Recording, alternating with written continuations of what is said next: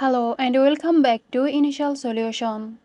In this video, I will show you how to export bookmarks from Microsoft Edge. So let's have a look now. Open Microsoft Edge.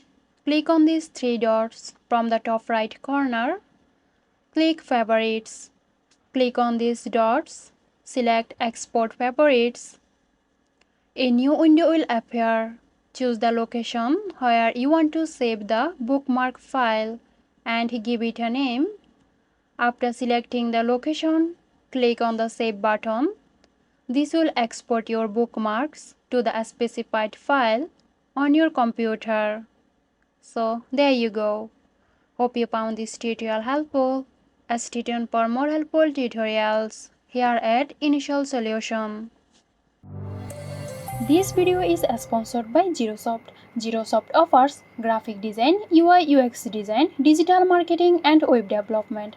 Elevate your brand with Girosoft today. For more details, check the description box.